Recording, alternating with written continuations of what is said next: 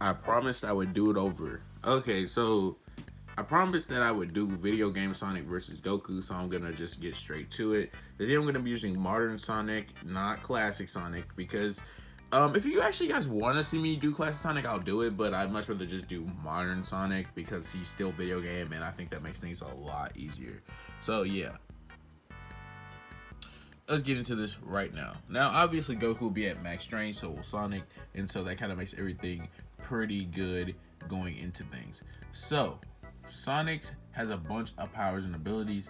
Yes. He has superhuman physical characteristics, superhuman speed. He has a small size.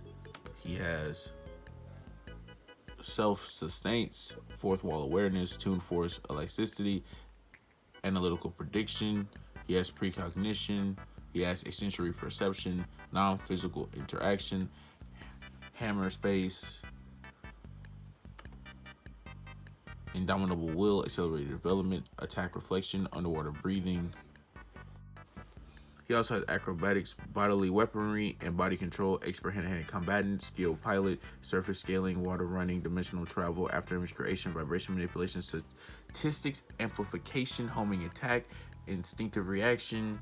Yeah, I know this is a lot, but he has all these things: air manipulation, force field creation, energy manipulation, defensive aura, healing, sound manipulation, force field negation, resistant negation, teleportation, time manipulation / time stop, BFR, and sealing. He has reality warping and Damaku, which has homing air currents with sonic wind, which forms around an opponent, locks onto them, and ensures them. Now, his attack potency throughout the years has changed. At his max level, he's multiverse level, probably multiverse plus. When you look at when he fully charged with positive energy, and this man, he was able to shatter the armor of Solaris and harm it in an attempt to defeat it throughout all of time alongside Super Shadow and Super Silver. So that does kind of detank the feat, but he defeated the Egg Wizard alongside Burning Blaze, easily defeated Time Eater alongside his classic self, and reversed the damage done across all space and time and all realities as a whole, which includes with a multiverse with innumerable potential infinite timelines. Fought and destroyed most of the four different titans during his venture across the Starfall Islands, who were created by the Ancients with the Chaos Symbols alongside Supreme Sega. He caused extensive damage to the end across their battle higher with supersonic boost and arrow of light. Obviously, the arrow of light does more damage than the shield of light, with Sonic uses Solaris' own attacks against it. And he's multiverse level, probably multiverse level plus, far above Supersonic, who can defeat the likes of Egg Wizard and Solaris at his strongest, powered by 7 Super Emeralds, which are far above the Chaos Symbols, higher with supersonic boost and arrow light. Now, he's probably massively FTL as well. So if you like with Archie Sonic, you kind of get the feats from the books and comics, and it kind of just equals out for itself.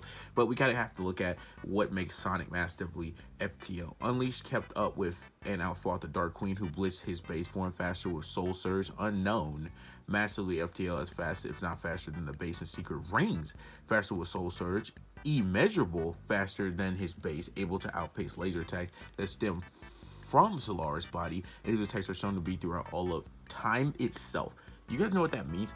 Throughout all of time, Sonic is dodging beams that fast, due to them appearing in the past, present, and future alike, capable of attacking Solaris faster than it can even cross its arms to defend itself. Blitz the Time Eater alongside his classic counterpart once again, glad to bring that back up, and easily avoid attacks from him, immeasurable, far faster than Supersonic. Now, when it comes to his striking strength, he's probably about star level. Where Hog Sonic was far stronger than his base at the time, trading off speed. Now let's get into his durability. His durability throughout the years started out with large planet level, can take hits from Adventure Shadow, his equal, to small star level, can withstand attacks from Ultimate Emerald and Germal, as well as Egg Tech. Mechs, which used the latter as a basis, small star level took a hit from Knuckles to star level plus, can take the attacks from Infinite. After their first encounter, traded blows with Surge and survived being choked and eroded by her, even as the Dynamo Cage overload. Now here we're going to take a gigantic jump to Universe level plus. Varies Universe level plus up to Multiverse level. Possible Multiverse plus at this peak. Higher with Supersonic Boost, of course. Invulnerability makes it difficult to conveniently harm him. Multiverse level, possibly Multiverse multiplier with Supersonic Boost. Invulnerability makes it difficult to conventionally harm him. So yeah, that's true if you want to encounter all that stuff.